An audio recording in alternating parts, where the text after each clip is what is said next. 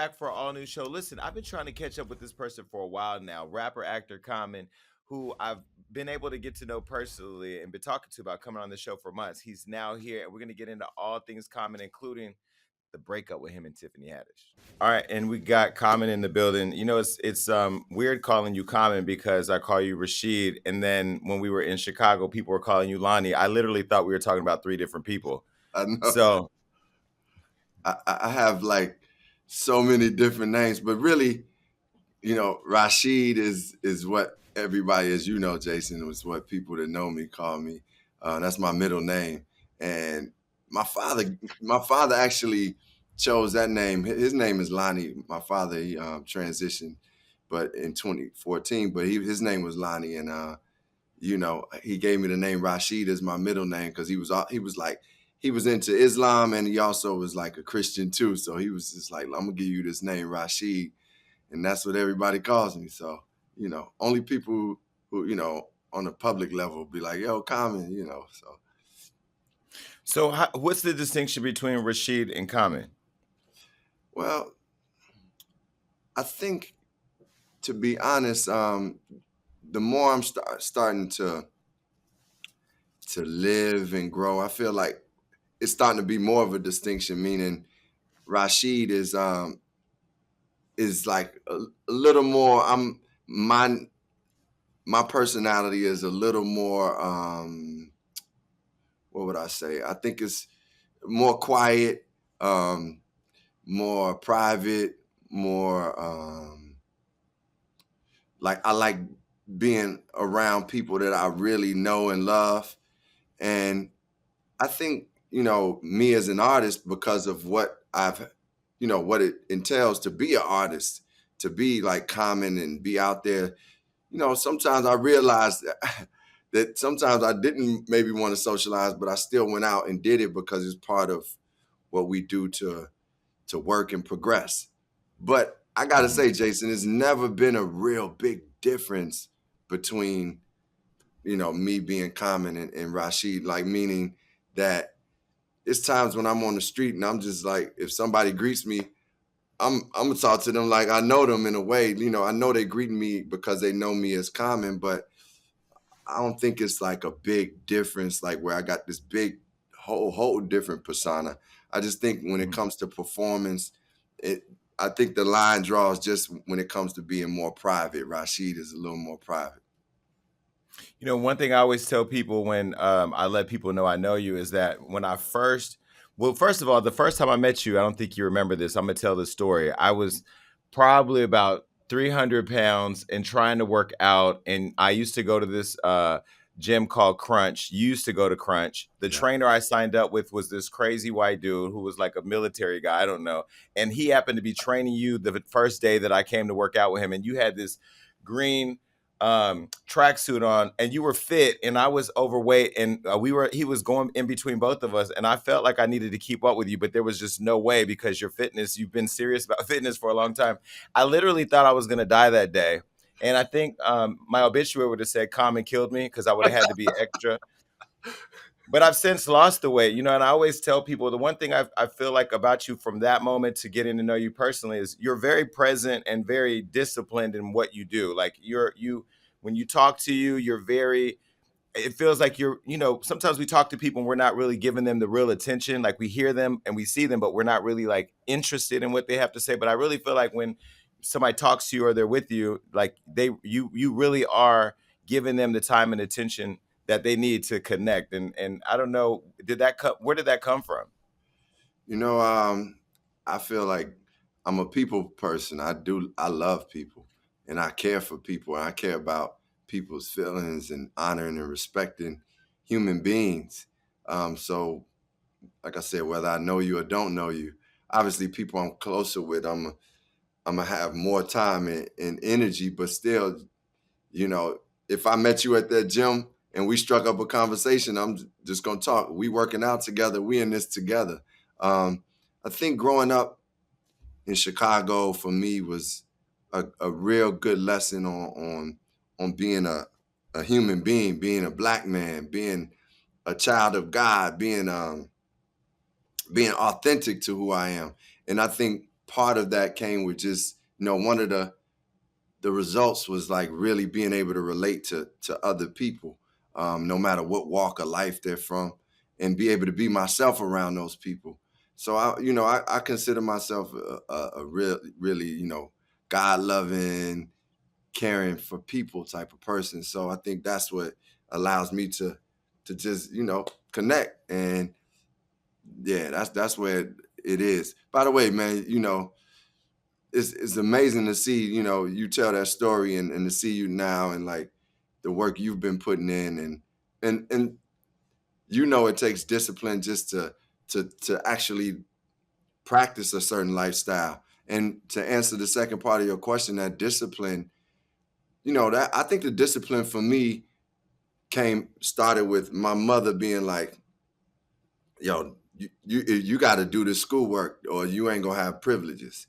And Mhm. along with that, I started realizing in life the things that I wanted to achieve.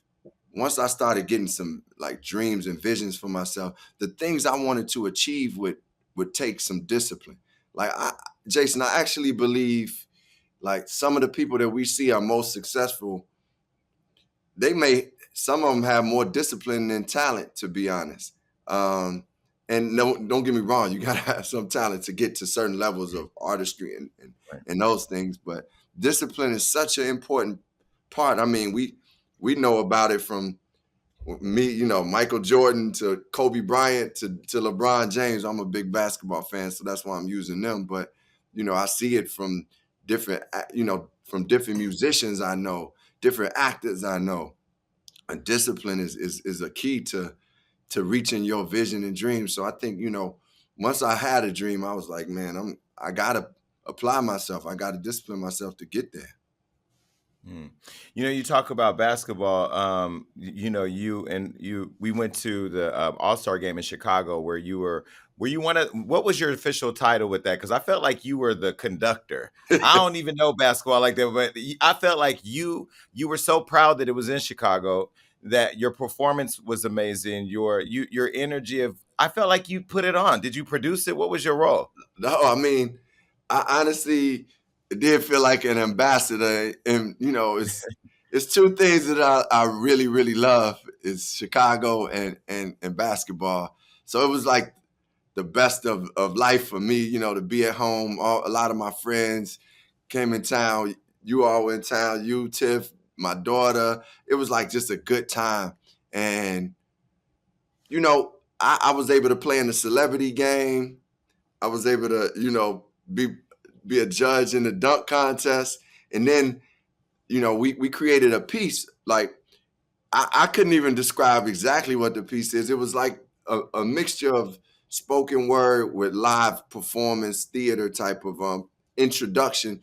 I was basically hired to introduce the players and come up with an introduction for the All-Star game. And what we came up with, because I'm, been in the theater and as an actor, I wanted to do something different. And as a writer, I'm an MC, I'm a poet. So I kind of like wanted to combine the two and just tell this story and also pay homage to Chicago. And we did that. And then I introed the players with rhymes to their names. And I wanted to make it something It was that It was amazing. It thank was you. amazing. Thank you. And I felt like you, Chance, Obama being there. I mean, I just really felt like y'all all really showed out for your city. It was I keep trying to tell people, yeah, there was a lot of star power there and all that, but I got lost in just how magical the whole city felt. And I feel like at times Chicago gets a bad rap, but every time I've been there, I mean, of course I know we see the headlines. But there's also another side of Chicago that you don't see. And I think it was that. And I think it was the spirit of the people that come from that community that really pours back into it. And I thought you guys did a great job putting on for Chicago. Yeah, thank you. I mean, I'm so glad you felt that energy because that is what a lot of Chicago, that's a lot of what we are. Like it's a soul to the city. It's a warmth to the city. It's a love and it's good people and it's good food and like it's a beautiful city. And of Mhm. course we have our issues, like many other cities. Ours has been at high levels just because of just the culture in itself. But we don't highlight the things of the beauty of Chicago, man. When I think about like the people you just named already, that is like whether it's Chance, Obama, but then you got the Oprahs, you got Minnie Rip. I'm going into history, like music. Mhm. Minnie Riperton, Shaka Khan, Maurice White from Earth, Wind and Fire. We got Kanye, we got Lupe, we got like just some incredible people that have come. And like I remember, man, like when we had our first black mayor when I was going to eighth grade. I think it was eighth grade. His name was Harold Washington, and he was just this pro-black mayor of a city that we knew was really racist, the city overall, like the powers in the city. But he brought, man, such black pride to our city and just hope. Um, and actually, Obama got to work on his campaign like at one point. And I'm bringing that up just to say, Chicago has a rich history and a lot to offer. It was discovered by a black man, Jean Baptiste Dusable, who was Haitian. And man, my father used to always tell me that, and I took pride in that, man, and still do. Well, no, and you look at all the rappers that are coming out of there now that are, having issues in the streets. Von D dying, or King Von dying, murdered. And when I look at just what's happening with rappers in general, Young Dolph recently dying, Nipsey dying, um, and then I look at your song "Imagine" in the video, and how we can imagine a greater life for all of us, in whatever way. When you look at what's happening with these young rappers, how do you make sense of it, and what are your thoughts on how we can change that? Well, I definitely understand that, a lot of young artists are coming from the streets we talking about. And that street culture the streets don't have really a lot of mercy, especially when you become popular and people are dealing with some of the same beefs and hatred and things that they would deal with if they weren't an artist. But then when you become a well-known person, it can be heightened. Jealousy can increase. The things you do is on it's under a bigger spotlight. Um, so I don't want to limit it just to like it being something that's happening in hip hop. But the thing that I would like to correct is, man, once you've come from the streets and you have an opportunity to to succeed and do something and actually lift up your people, you know, I really want to see us like honor those people and like give those people a chance to come back and do good for the communities. But I think it takes it takes a certain maturity to happen for and a realization of what the gift is to be able to actually be an artist and put out records and get some notoriety and get money enough to take care of your family and bring people out of the neighborhoods that you come from. It just takes some maturity to value that and not get caught up in the craziness. I mean, listen, I grew up on the South Side. My first shows, my homies was rolling deep, breaking into cats' dressing rooms. We was getting into fights. I feel blessed that I survived because mostly me coming up, it was definitely cats shooting, but we used to fight more. And that was, I'm They don't do grateful. that no more. Yeah, They don't do they, that no more. they're doing that. They're doing that. But my solution, I don't have a true like, oh, this will solve everything. But I do believe that like it's my generation it's very important that we embrace and like show the younger artists and younger people like what it is, what the maturity can be, and what like it is to get away from the negativity and not like let your ego get it. We got like I'm talking about Jason like real things that like say, man, therapy is something that can help you like really sharing that with people and meditation and spirituality and like showing people the good things and like man, when I started seeing some of the good things, I was like, I already was like, man, I want to do something with myself. But when you start seeing better things in life and seeing how you can live, man, you like, man, I don't want to be caught up in this craziness. And I think it's also being able to go back to these communities and create opportunities for people just not even within the business. Because let's face it, man, we not like a hateful people like naturally. We not like just, but when we in difficult situations and it becomes the culture of like, man, I'm going at this nigga for this, blah blah blah, then it becomes a way of life. We kind of got to undo that way of life by creating like opportunities for people, because with people with opportunities are less subject to wanting to be part of the negativity. Just simple as that. Like it's I know very few dudes that eh, or women, whomever participated in the street life, that once they had a chance to do something different, didn't enjoy that and move out of it if they had that opportunity. But when you, so you know, I've looked at your career. You've had some big moments, and I wonder if those moments are what defined your song, "Imagine," because I want a couple things I've watched over and over. I've watched your speech when you won an Oscar for Selma with John, who's been here on the show, John Legend.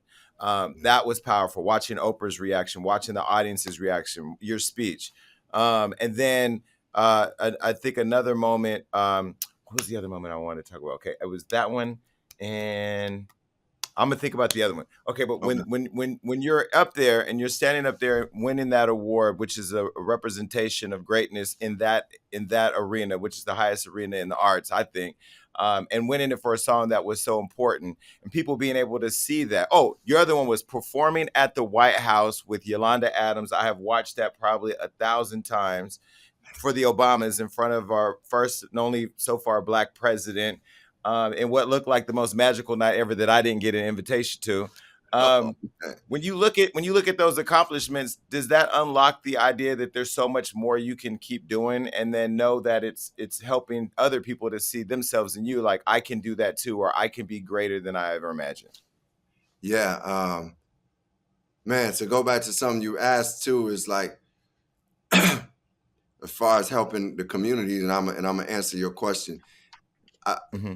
Tying in, imagine, like the way we speak about our communities, the way we speak about ourselves, um, like really building our higher, like drawing off our higher selves by building a spiritual relationship with a higher power. All those things matter in how we treat ourselves and treat others. It ain't, Jason. It's no time where I've really been like, and I'm not always feeling this way, but when I'm really feeling like I love myself and I'm feeling confident and feeling good about myself, you won't hear me talk crazy about nobody, or even want to bring anybody down, or even really be jealous about somebody, because I'm just feeling so good about myself, and I'm loving myself. And that love got to come from like a higher place, because it can't be based on just material things or awards. Like it's a value to it that you just got to notice within you, because of who you are and what you purpose to do, and who just your reflection of the Most High. So to answer your question about imagining, man, once I like it was some moments in my life where I felt like transitioned me to realizing that the more I seen myself doing things and the more I spoke it, it happened. And one of those was like, it was around 2004. I was working with Kanye on my album B, and he was putting out his album College Dropout. And Ye would, like, during his listening sessions, he would hop up on the table and be rapping and stuff. And he was just so confident and believing in his stuff, in his music. It was songs that he was rapping that I didn't even like at first, but he rapped them so much with belief and faith that I started to like them. And I was like, Right. and he was like, man, this is a classic, like this. And it was like, for me, it clicked, because the way I grew up was like, you don't brag too much about, like, my mother was like, instilling that in me, and what I realized what Kanye was doing was what I think Muhammad Ali did. He was speaking things into existence. He was claiming his greatness, not being afraid of his greatness. And for me, I watched that and I learned. And this dude was, he was younger than me. He, had already put out records, but I was learning from this cat, like, and being like, yo, this is powerful. Like, he's speaking the things he want.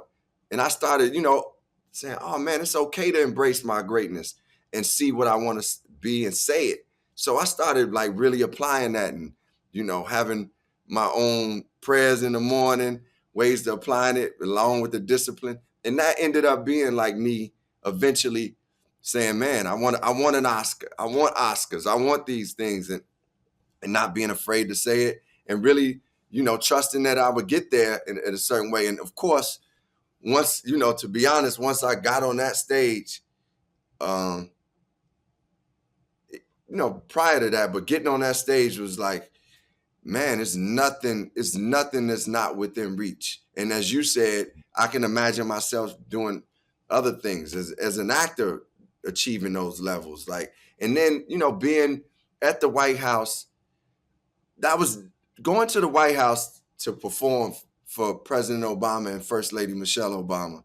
From the poetry event that I did to the party you talking about, which was an incredible party. I'm sorry you wasn't there because it was amazing. But in fact, D Nice was DJing and rocking just some of the rawest hip hop you would hear, Mobb Deep, MOP, and then going to I heard about the party that we didn't see. We saw the performance. I heard about the party. I yeah. know Latifah was there. I'm gonna ask you about Just Right too, because everybody wants to see that. I'm mad. I don't want to. Carney Orlando, you owe me something for that. You owe me for something. Not invite me to the party. Yeah.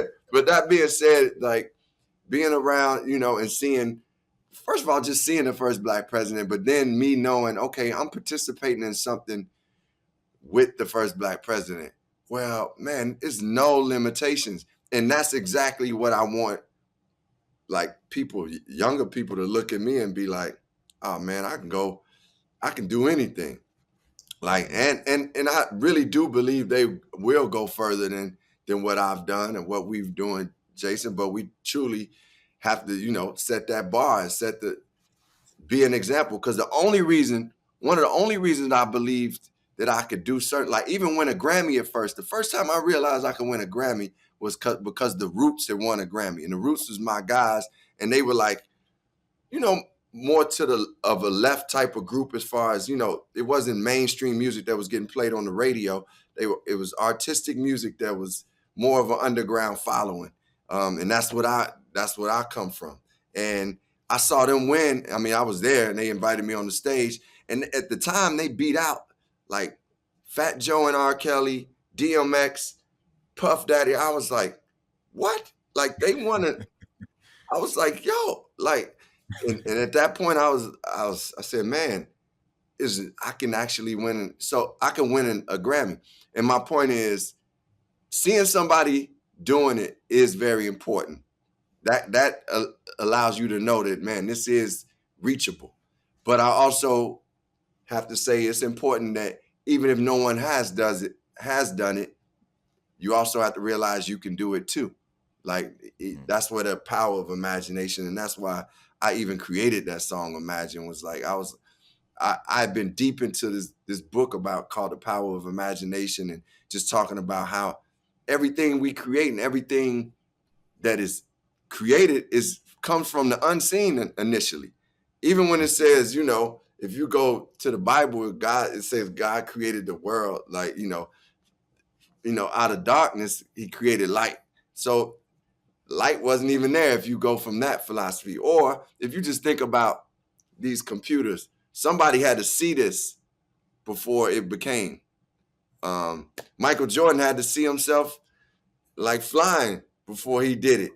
And he just worked to get there. So I think that's a real strong connection to us getting to where we want to get to, is us seeing it even before it physically exists.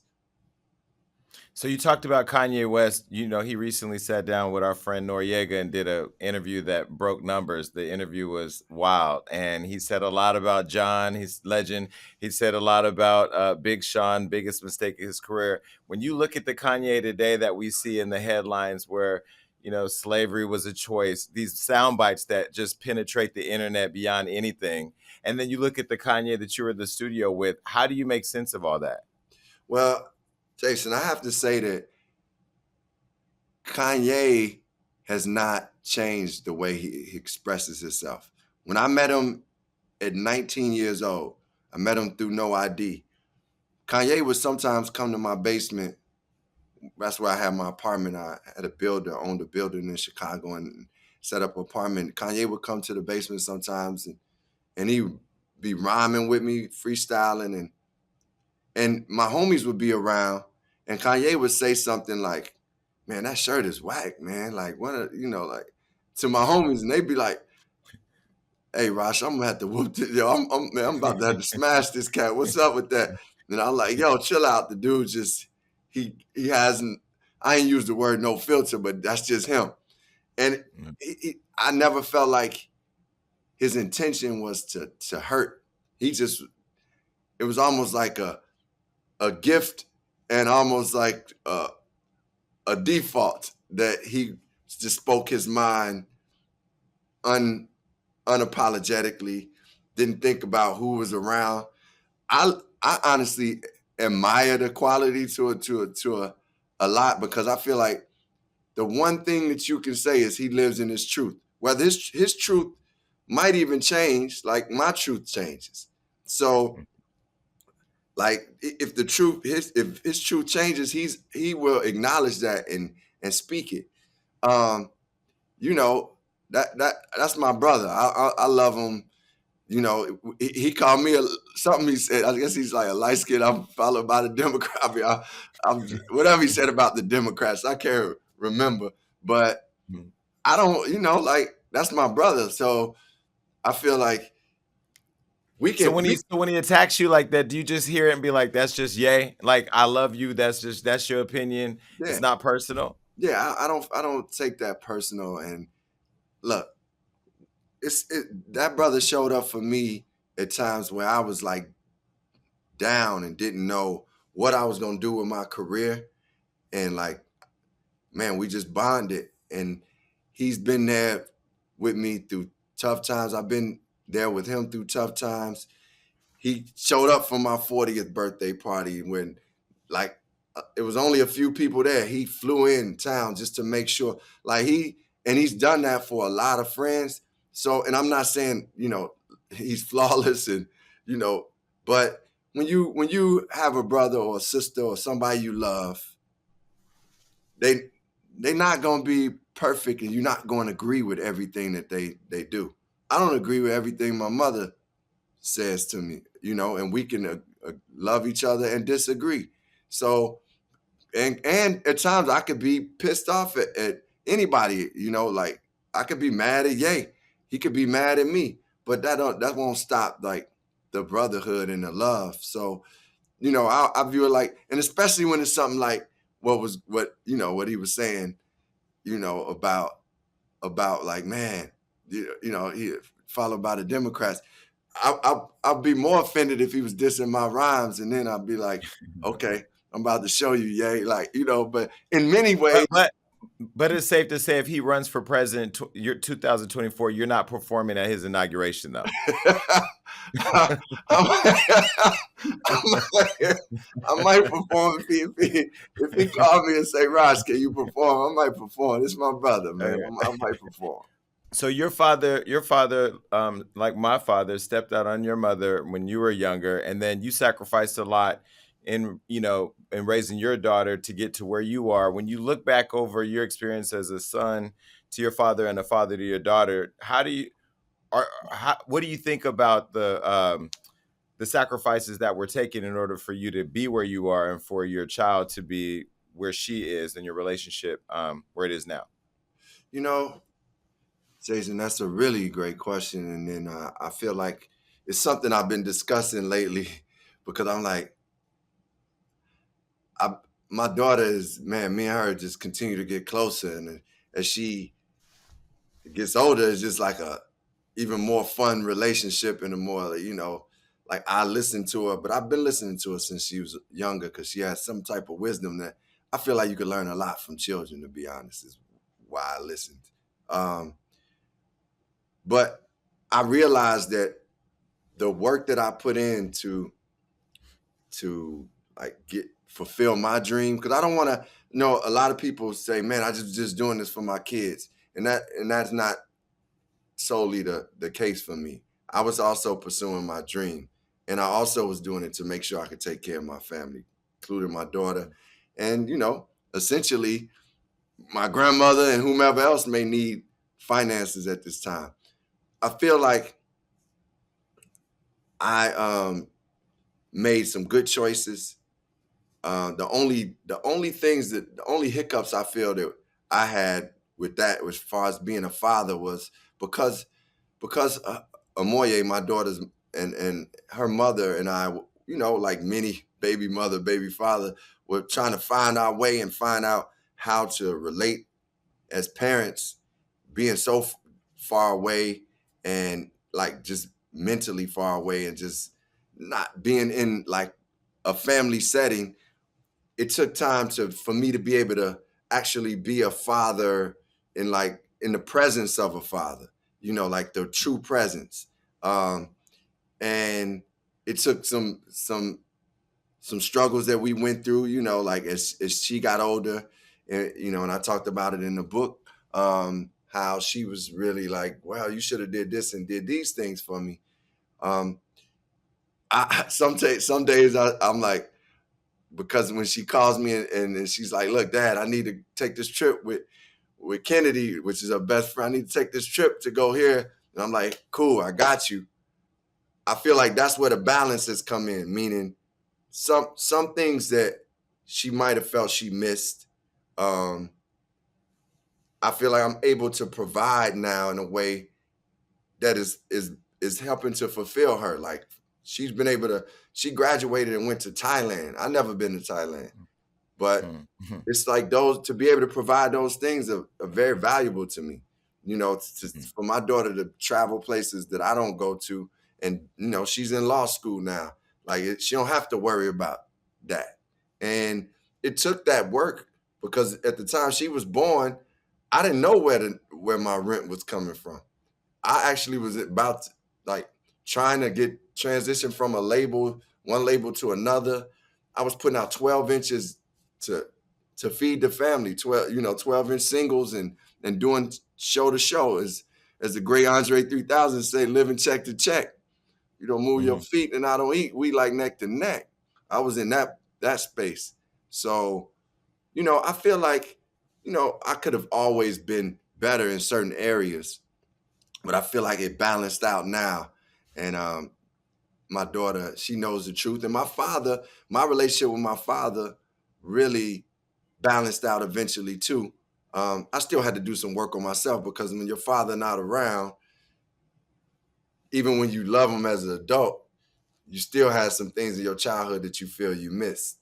So I still had to do some, you know, work on myself to get to that place of knowing like, even if my dad wasn't around, I'm still loved. You know, I'm still a whole person and I gotta, you know, have the things that I know that no matter what a human being does, I'm created in the image of the Most High, and I have all these powers. So I had to recognize that. But excuse me, but me and my father built a really great relationship as I got older too. Like he was just real honest with me, telling me where he was, you know, going wild at, where he had messed up, and that really helped me to be a better father and also respect him more because you know when you look at your parents, you expect them to be those perfect people. Him being like, man, I wasn't perfect and I was messing up over here and doing this wrong, then I was, you know, it made me love him and respect him more. So I learned from him. I worked to be a better father myself. I feel now my daughter might give me an A as father Mm-hmm. or A minus. That's good. No, so you talk a lot about your journey with love, your father, your relationship with your daughter in your book, Let Love Have the Last Word. Recently, you broke the internet. You and Tiffany are over, and I'm like the kid who don't know why the parents are separating. You know, here we are. What I felt like as many people were a part of your relationship because you're not just because you're a public figure, but I have the opportunity to be closer to both of you. What happened? That they're saying that it was this busy schedules, but I mean, you're both gonna just keep getting busier. You're gonna keep getting busier. What happened? Yeah, well, first of all, I want to say like Tiffany, as you know, is for me like one of the best people I met in life. Like one of the the best hearted and most authentic and caring people that I met in life. And that's what made me love her and be in love with her and want to be in a relationship with her and grow with her. And we, as you said, as the parents, we had a real healthy and loving like it probably was the most mature relationship I have been in a relationship, meaning the communication, the respect, just all around, man. And even from the standpoint of being dealing with the pandemic and being around each other and like communicating and knowing how to navigate that. Because a lot of relationships that I honestly have been in, I've been on the move because it's just me and that person we both have professions. Well, I think once Tiffany and I got back on the move, it really didn't allow for us to spend as much time and put as much energy into our relationship.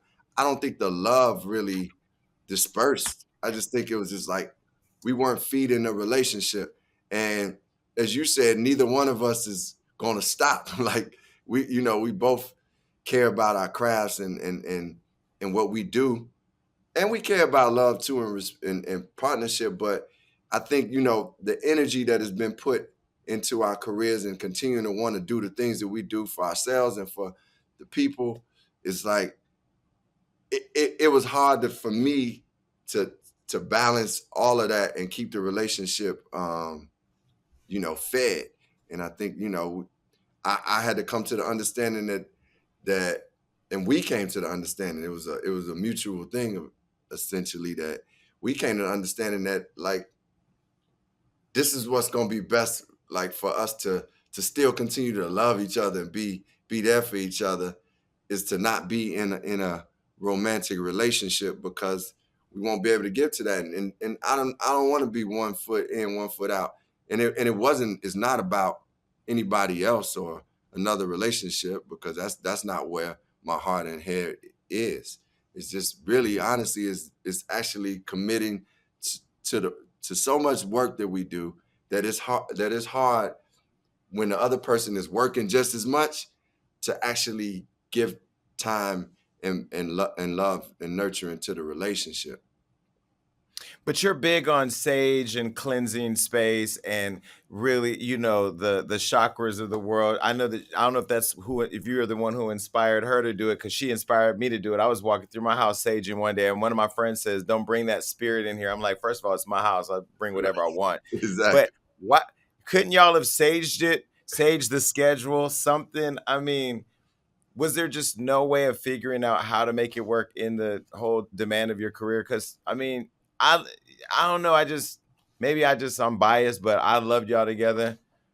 Man, I mean, I feel like our energy is great together, and I I feel like we discussed it, we kind of gave it time, and I I think like for one thing that because I care about Tiffany a whole lot, like, I was like, I want to make sure she is happy, and if I wasn't going to be able to keep that happiness, then I didn't want to do that. And sometimes, I do understand that, man, some relationships transition into other things, like meaning sometimes they transition into friendships. Sometimes you are in that person's life and you all give each other what you give each other, and then you flourish and grow like into new things. And one thing I can say about Tiffany and I, like, I feel like both of us cherish and value that relationship and our relationship, and have both come out better human beings. So I didn't want to lose that. I didn't want to like, just be like, one thing I don't do is just do things. I'll tell you this, I don't do music, love, family, God, any acting. I don't do any of those half-heartedly. None of, like, I don't do it three-fourths heartedly. I got to give my whole soul to it, my whole heart and soul. And and honestly, like I said, it's difficult when you putting a lot into the music, the acting, and then you going to these places and you got to stay here. Look, I'm in London right now. I'm basically gonna be in London for the next 5 months. You know, I come home for Christmas, but I'm here. It's difficult to help to try to keep, especially when somebody is filming. You know, Tiff doing her own movie for like 6 months. So it's like, Mhm. okay, how do we keep this? You know, so that, I think it truly did come down to some of that. Mhm. So you've been in some high profile relationships, Serena, other artists, Erica Badu. Do you think that it's time to maybe date? I mean, you're probably not thinking about dating right now, but do you Yeah. think dating famous women is going to give you the love that you want or deserve or need at some point? Because the schedules are always going to be that. Yeah. Well, like you said, I ain't really thinking about dating now. It's like I'm kind of just in a great space of just doing my work, getting more in tune with myself, and you know, building a relationship with God, getting closer with God, and just. But when that time comes, or whenever that happens, I never was set out and was like, yo, let me date this famous woman. Part of it was just, first of all, I'm attracted to powerful women, like women that are powerful, like, and it ain't even about the outside power. It's like it's the inside power that I see, and that translates to greatness in the world. Erica Badu is one of the greatest artists of all time, to be honest. Serena's the greatest tennis player of all time. Tiffany is one of the greatest, like, comedians and personalities of all time. Like, she's just one of them. She's just one of the greats. Um, but it's those each one of those individuals has something that in their heart and soul that's very powerful, and it's a presence that you get when you get around them. And I'm attracted to that. I love, you know, a woman that loves herself. We all got I said before, we all trying to grow and get better. I love myself, but I'm still working to get better. I got my own shit I got to work out, all that. But a woman who loves herself, a woman who has a, a, a strong faith in a higher power, a woman who's fun, a woman who's like can be creative if they need to be, a woman who treats people well. And each one of them people I named, each one of those people you named that really meant something for me in my life, had those qualities, and I won't stray away from those qualities.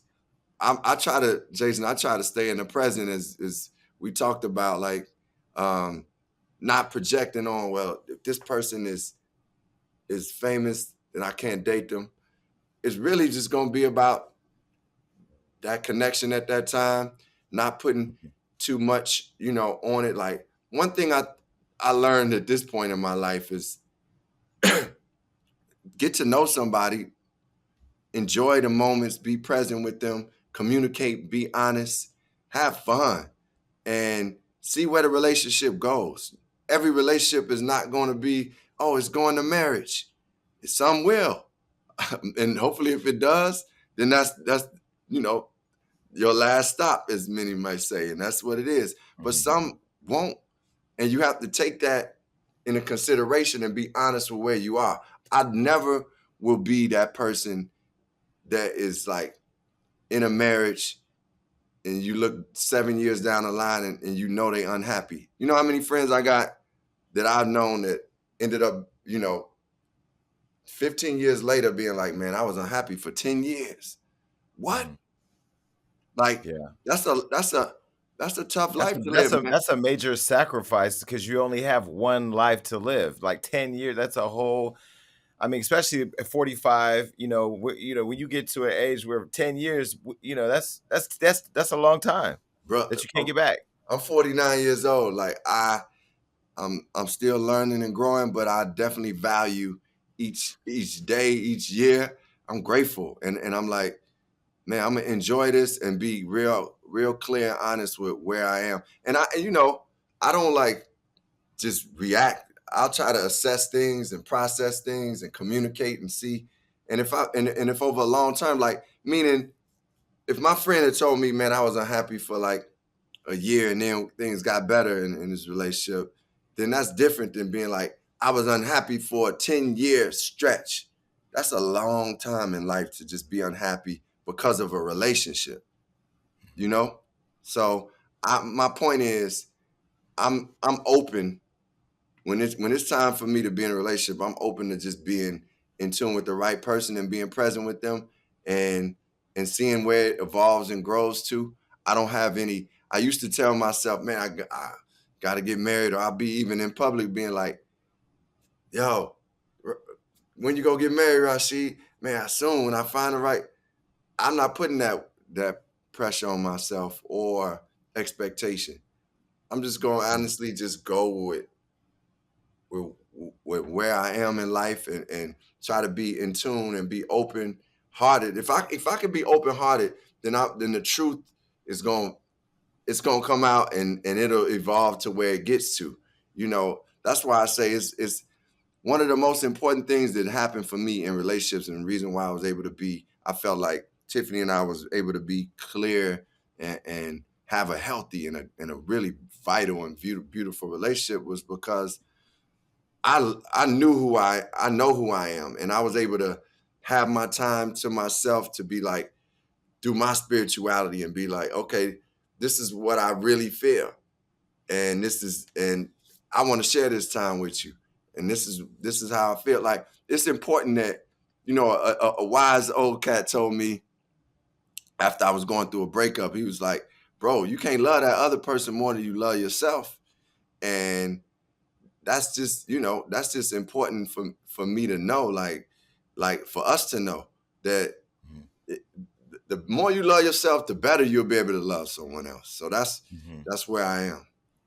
Well, yeah, when the news broke, and I called her and she didn't know how it got out. She was concerned not just for her, but for you. And so, like, I love the fact that you both care about each other's well being as much as your own. I don't know Erica Badu. I do know Serena. So I know what you mean in terms of the type of people they are because they are really good hearted, sweet, God loving people. I've been around you and your friends in Chicago, your team. You have good energy around you. Your friend, I don't know whose house that was. We were in Chicago, but that dude, if he didn't cook that, he knows the best caterer in Chicago because that food was so good. But the type of friends you have around you, the type of energy where everybody, they look great in terms of how they classy. One was a doctor. I mean, everybody was kind of had their own thing going on, and I think just as I get older, I want to surround myself by that kind of energy because I feel like we feed off of energy, and if you have that kind of energy around you, it's only going to make you want to be a better person, and then in turn be a better person for other people. So I get that. Yeah, no, that like the person you mentioned whose apartment we were at, like he is a doctor, and that's one of my high school buddies I grew up with. His name is Marlon, Dr. Marlon Everett, one of my best friends. Um, but we have fun, we kick it, we go out and get out on the boat. He smokes cigars, I drink my wine. We drink, we have a great time.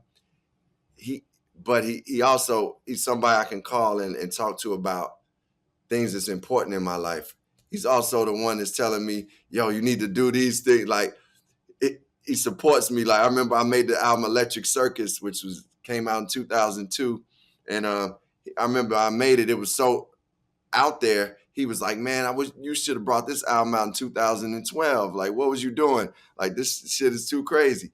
But that being said, that honesty and all those type of things that I get from my friends is the energy that, most of the people you saw me around, the people that I grew up with, known since I was either 11, 12 years old. But I still have other friends and people on my team that I work with. One of the most important things to me is to bring good energy around me that I can benefit from, but I also can benefit too. Like mean, Mhm. help them to grow, help them to see other things, and just enjoy and have fun. And one of the things that my friends bring me most is just fun and support and love, man. And those cats you met, that's who they are. And man, we grew up all together. And like everybody does different things. One, Mo is a real estate agent. My boy Murray does black men's health, but and everybody's still rooted in the community. Like It felt like an episode. It felt like an episode of Love Jones. Like everybody, like that. That's what that group of people felt like. Like Love Jones, like how yeah, they all used to get together and hang out. It was yeah, cool. yeah. No, I love that. And the thing we was talking about before is some things, my friends expose me to. Some things I expose them to. Some things they bring me back down to earth on, and some things I bring them out of, to the ethers on. Like meaning, like I might be like, hey y'all, we gotta take this Palo Santo, and eventually they might ride with it, and they might break down something to me that I need to know. So it's a give and take the way all good friendships, relationships, family members, and everything should be. And man, I love them, to eternity. So I know we got to get out of here. I want to ask you one more question. I know you've done some work in my hometown of Stockton, California, and then you're very much an activist for the incarcerated. I recently worked with Congresswoman Karen Bass to get somebody, a friend of mine, out of prison who was a first-time drug offender for 1 pound of marijuana. They gave him 8 years in Kansas City. Now she's running for mayor in Los Angeles. Her name is Congresswoman Karen Bass. I don't know how familiar you are with her, but I would love to introduce you to her because she's doing great work trying to get people out of prison, not only on the national level, but and really trying to build programs here in Los Angeles. But I would love to introduce you guys because the work that you're doing is important. And I just feel like people don't understand that modern day slavery really is the prison system. Yeah. And there are a lot of our people that are in there for crimes that they, committed that, now are not crimes anymore. And still they're in prison for years and years. So I mean, I know that work is important to you. Why choose that work? That work came upon me in a way where it was this cat named Scott Buttnick. He's a Jewish brother from Atlanta who was is a movie producer. He produced Old School, he produced The Hangover.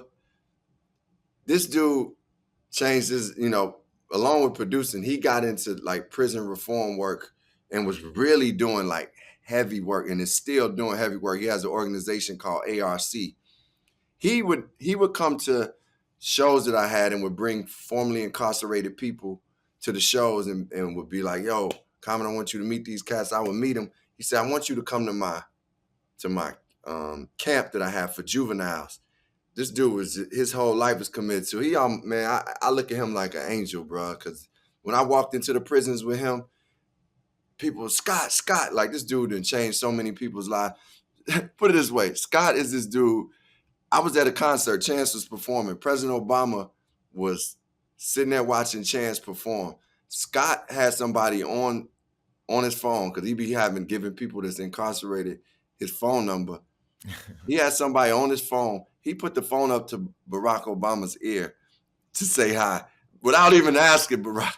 I'm like, yo, this dude, but he knew Barack, but he didn't even ask him. Barack, was like, okay, hey, yeah, what's up? He gave the dude love, but it was crazy. But Scott is that passionate. That's just the example of what he does. He's a connector. He's the one that helped take Kim Kardashian in there. I went into one of the prisons with me, Kanye, and Kim at a point. So basically, I'm bringing him up because I'm saying he had been asking me to do it for a while, but it hadn't struck me yet, Jason. I hadn't realized what didn't click was because I remember what changed my life when it came to doing prison reform work was I was talking to this woman named Michelle Alexander. She wrote the book, The New Jim Crow, which describes exactly what you just said, how the methods of keeping Black people as second-class citizens started with slavery, right? We were dehumanized and kept as second-class citizens. Slavery, we were not even considered human beings. Then once slavery was abolished, it went to Jim Crow. Then the Jim Crow laws got moved out and it went to mass incarceration. So when she started describing that, but then the thing that hit me was I was talking to her and I said, yeah, I respect that and I know, but I really want to stop this violence that's going on in Chicago. And she was like, listen, do you know some of this violence is tied into the prison system? Do you understand when fathers get removed from the homes, that is automatically a higher chance for the young men or women in that home to become involved in violence or around, the neighborhood just not having a father in the home. Then she talked about how people who are incarcerated come back home, and if they're not rehabilitated or they're not redeemed in certain ways, then they come back and they're not given a chance to get jobs, to get housing. I was like, yo. And so it clicked for me. And at that point, I called Scott and said, listen, take me to the prisons. We went in, met with men and women in prisons all throughout California. We've been to at least 15 prisons in California, and Mm. just sat with individuals and talked, and we prayed and we laughed and we, cried and just went through different things of just taking in. Before I went there and tried to talk and give my piece, I went and listened. And then from that point, we decided to do a tour around the prisons where we performed. And we performed with the thoughts of just bringing joy to the prison, to people who were incarcerated. We had people who were incarcerated working on the productions for our performances. I had people, 60-year-old men, come up to me and say, man, I forgot I was in prison when, while that concert was going on. Or I never been to a concert in my life. I had a older man tell me that, like, I never been to a concert in my life. Can you imagine that, Jason? Never Yeah, been to a that's crazy. concert. So anyway, these concerts brought those things about, brought energy. We started inviting legislators to come to the concerts. We did one at Folsom. We had some of the governors, Governor Brown at the time. His chief of staff, God bless us, so came and sat down. One time we had a concert set up and we couldn't do it because of the winds. I think it might have been in Lancaster, and we couldn't do it because the winds were so strong that we had to just sit down in a circle and talk. Now, we sat in a circle with the chief of staff for the governor and the warden and people who were doing double life without parole, and everybody told their story and just listened and talked. Man, do you know the chief of staff, like, at certain points, like, exonerated or, was able to help lessen some of the sentences of some of the men who were in there for over 40 years, committed crimes when they were really young. And she helped change the situation for them just by her being present and being there and being in the midst. So bringing those legislators there really helped change things. And then the last thing is we eventually went to the Capitol and met with legislators and worked to get some bills passed. One was SB, I think it was 294, where juveniles could no longer be sentenced to life without parole. So we went around to all these Republicans, Democrats, and said, hey, y'all, this is out of control. This ain't good. And we ended up getting that bill passed, man. And it was one of the most monumental things that I've ever been a part of. And I've seen, and as you, first of all, as people in there that's incarcerated for weed, and now that's a business. That's one of the big businesses in America, and you got people locked up for 8 years. That's ridiculous. Well, this is So what I love about Congresswoman Karen Bass, and why, after even hearing you speak, I want to connect you. Her and her attorney, because she's also the chair of the Congressional Black Caucus. Her and her attorney had a call with the governor and her attorney to say who's sitting in your prison as a criminal today would be a successful entrepreneur in my state. So how do we figure this out? How do we? And now they let him out, and now he's doing a lot of amazing work. So I would love to connect you, and I think you sitting those folks down allowed people to see past their reservations for getting to know another person's point of views or the optics, maybe how they see the world. So imagine that. And so we go back to the song Imagine. And I want everybody to go check it out because it was, I thought, artistically dope. I love hearing you. I mean, you're a poet, and a writer and a rapper, and it all comes through, and your creativity is amazing. And PJ was beautiful doing her thing. And also the book, Let Love Have the Last Word. I think everybody should read it because I think right now we need to find more love, especially coming out of COVID. Because this world, I said yesterday to one of my best friends who's from Chicago, that it is a weird time right now, and I am trying to navigate through it all and be very mindful of the words I put into the universe, because I feel like the universe hears those words and returns that energy. But I'm very grateful. But it's also with Virgil passing, I know that probably impacted you too. There's just so much going on in the world right now. Man, there's so much going on, Jason, and I agree with you. You know, I'm careful with the words I use too, but I understand where all of us feel like a vulnerability, a confusion, um, and man, just like man, can things get better? And that's where like I feel like we have to have our spiritual beliefs. We gotta actually think about what is love put in practice in the most difficult times, um, and also just go to places and where we enjoy life, where we can enjoy aspects of life and still stay disciplined in these times. And these are difficult times to be disciplined, but we can, like, with a goal in mind. Because man, you know, a lot of things to me is like the world is the world. You don't have to operate in the ways of the world. Like we don't have to. Like we higher beings in so many ways. And when we choose to, as the great Michelle Obama say, go high when the world goes low, then man, it's a whole different thing. We have a whole different vibration. And it's work. You gotta work on it every day. It's days I'll be waking up and not feeling that vibe, or I'll be at the airport and somebody do something to get me pissed off. I ain't feeling that vibe. But I've been working on myself enough to know how to get to a place where I ain't go wild at the airport. Or Mhm. man, if I ain't feeling that great, I'm saying my mantras. I'm saying what I need. I'm in my Bible and my scriptures and the prayers to know like this is what allows me to know that this is a better day. You know, it's a greater day. Yeah, man. My stepfather sent me something. I'm gonna read it to you, and we'll be done. Hold on. As long as we have memories, yesterday remains. As long as we have hope, tomorrow awaits. As long as we have love, today is beautiful. As long as you have God, anything and everything is possible. Amen. So he Wow, sent me that's that. I like, amazing. yeah. Well, listen, this is I know this interview was long overdue. Shout out to Jill for making it happen. And I want us to stay connected. And thank you for your contribution to the culture and to the world, man. It's really important, and it's necessary, especially in the time that we're in. You always give out love, and I hope that you get it back tenfold. But thank you. Jason, thank you, man. It's been great to talk to you, and bless you, brother. Love you, bro. All right, same. Peace. All right, look, that was a great show. And make sure you keep coming back, because we got all types of amazing interviews and topics that are going to make you go crazy. That's right. That means like, subscribe, do everything you need to do to make sure you stay up to date with what we got going on. And ladies, stay tuned in because you know I have your back. And listen, make sure that you're commenting below, because even though I say I don't read it on the show, that's all I do when it's over. Peace.